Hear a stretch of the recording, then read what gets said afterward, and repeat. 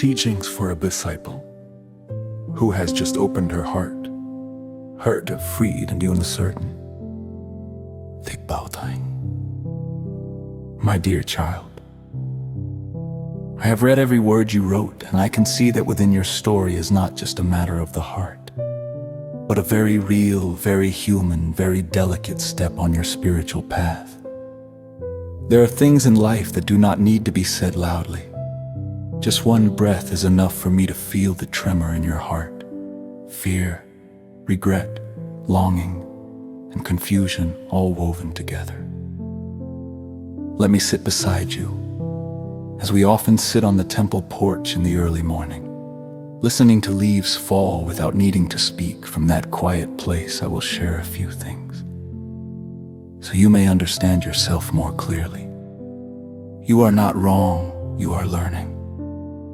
You said, I think I made the wrong decision. I opened my heart, and now I'm sad. I feel like I went against what I told you.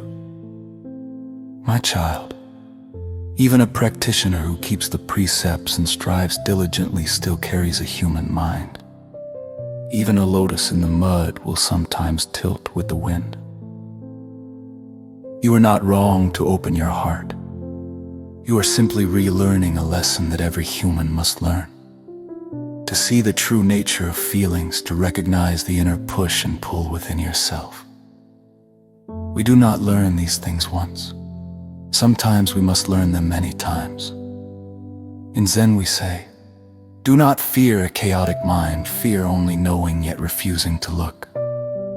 Now you know, and you are looking. That is already enough. You feel more sadness than joy, because you are no longer who you once were. You wondered, why did opening my heart bring more sadness than joy? Because you have quietly changed over the last 5 years. You are no longer the person who was easily swept away by emotion, who treated love as something grand, necessary, and worth clinging to. Now when you open your heart again, you are not sad because of the other person. You are sad because you realize you no longer fit the old way of loving. It is like someone who has walked barefoot on mountain paths for years and then returns to walk on hard city pavement.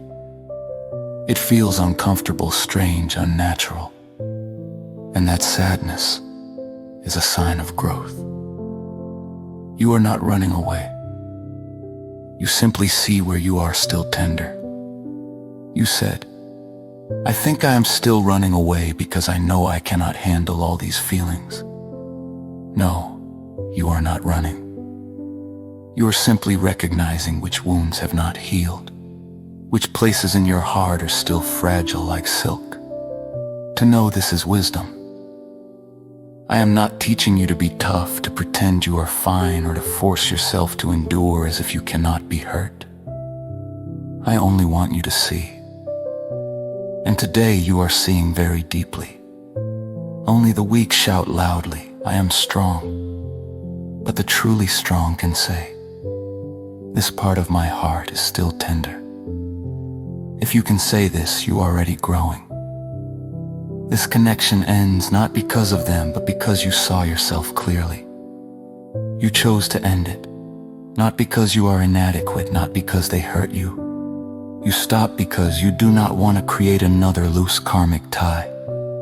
You want to protect the clarity of your mind. Your virtue matters more than momentary emotion. You do not want to break the vows you made to me and to yourself. This is not fear. This is mindful stopping. In the monastic path, stopping at the right time is a form of mastery. Not many can do it. There will be more karmic encounters in the future. You said wisely, I feel this isn't the end. I will meet other karmic conditions. When they come, what should I do? Let me give you 3 lifelong teachings. If you keep these 3, then no matter who appears, no matter how deep the feeling, whether they match you or not, you will still stand firm without running, without breaking.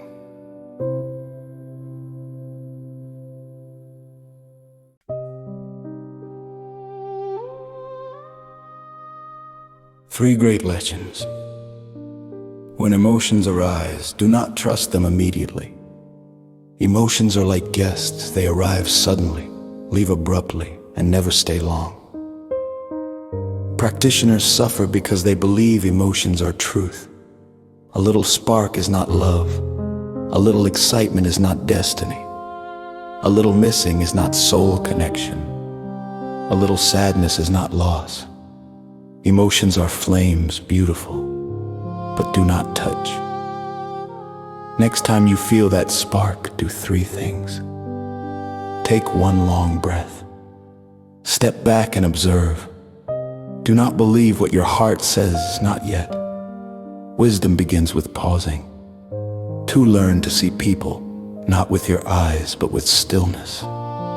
In the past, you saw through your eyes and your heart. Now you must see through mindfulness. When someone appears who stirs your heart, do not label them big karmic connection. See them as a mirror reflecting your inner world.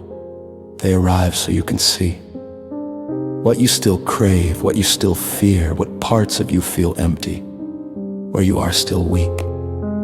If someone brings you more unease than peace, they are not a partner, they are a lesson. 3. When you need to stop, stop with compassion, not avoidance. You did well by stopping. But understand this. Stopping out of fear creates regret. Stopping out of avoidance creates suffering later. Stopping because you refuse to face yourself repeats old karma. There is only one right way to stop. Stop with wisdom and compassion. Compassion for yourself. Compassion for the other person. Compassion for the vows you hold. Compassion for the path you walk. If you stop correctly, your heart will be light as a falling leaf. If you stop wrongly, your heart will be heavy as sinking stone. Today, you stop correctly. I hear no resentment in you. Only the quiet sorrow of someone who is still adjusting to her own newfound wisdom. Why do karmic feelings return even when you try to avoid them? You said, I feel like I'm avoiding. Because when the right person appears, the feelings come back. You are not avoiding. It is simply that the root of this karma has not been fully seen yet. Emotions are not enemies. Karma is not punishment. They are life's exams. And because you have grown, the exam becomes harder. No one takes a 12th grade exam using a 6th grade test. You have gone deeper, so the universe brings subtler challenges, not to hurt you, but to strengthen you.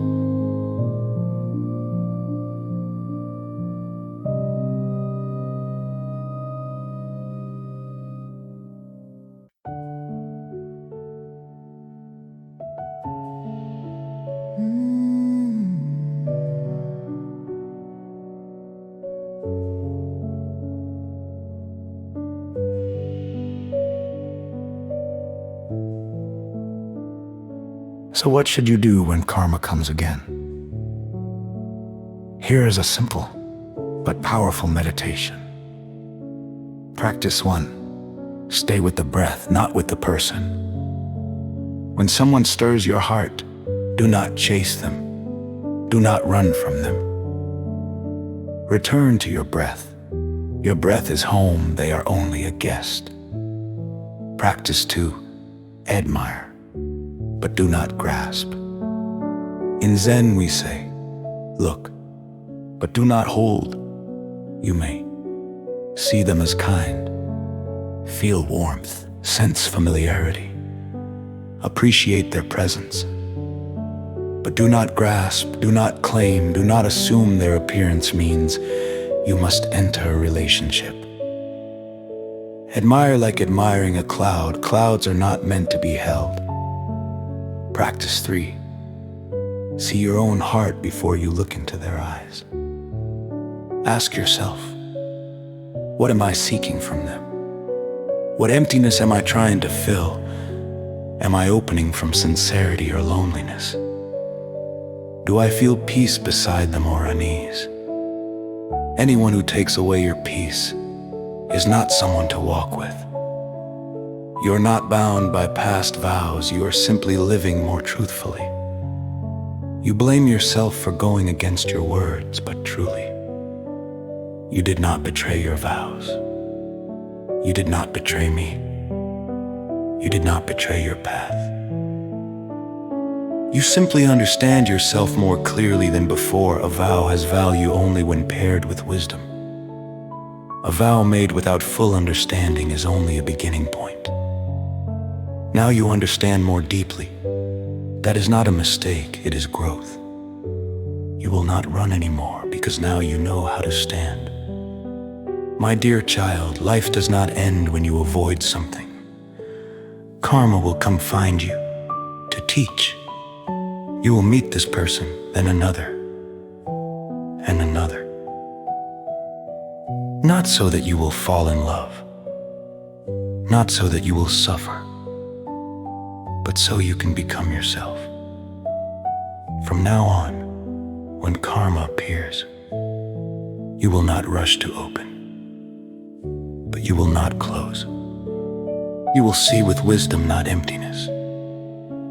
You will stand in your breath, not in fear. You will understand your own heart before trying to understand anyone else. You will stop when needed, continue when appropriate, and release when necessary. No running, no hiding, no self-blame, no fear. Only seeing, understanding, and freedom. Most important of all, you do not need to become someone who never feels. Someone who does not feel is already dead. You only need to become someone who is not carried away by emotions, who is not controlled by karmic conditions, who does not let affection pull you off your path, who never loses herself because of another person.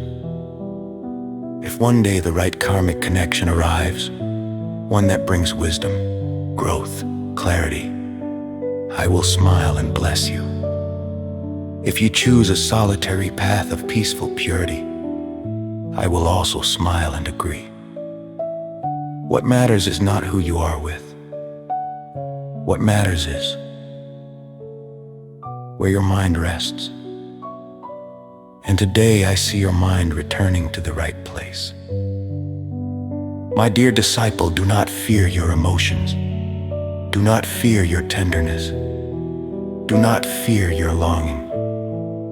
Do not fear your fragility. Each time you look directly into your heart, that moment becomes a deep step on your path of practice. When there is karma, learn. When there is no karma, release. When there is affection, know it. When there is resonance, observe it. When confused, breathe. When hurt, meditate. When stopping, stop lightly. And I will always be here, waiting for you to return to your own awakened clarity.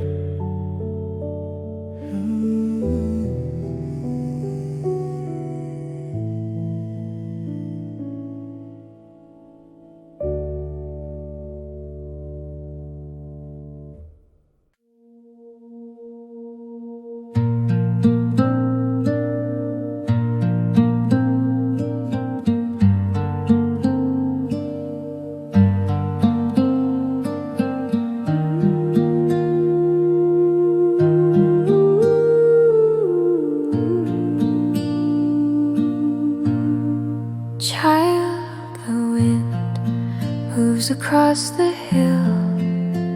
A leaf trembles, then rests in stillness. Your heart is just like that soft leaf, shaken by breeze, but there is nothing wrong. Years ago you hid from springtime, thinking the warm fire of love had gone out. Who knew a single ray sunlight could stir again the tender roots within. Cherish this fragile moment, for it may be the very gate of wisdom. When feelings arise, let them be light. Admire, don't grasp, don't bind anyone. Stop when the waves pull you off the path. Release when your steps drift from your vow. You are not wrong, you are simply learning to see yourself clearer than yesterday.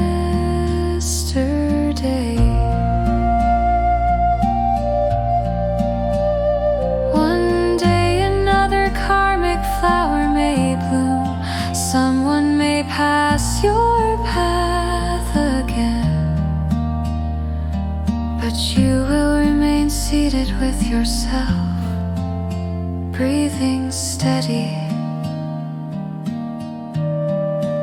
and at peace.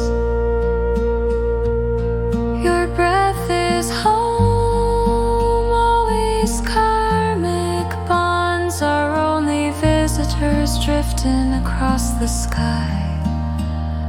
Let your mind shine like a mirror. Meet anyone, learn,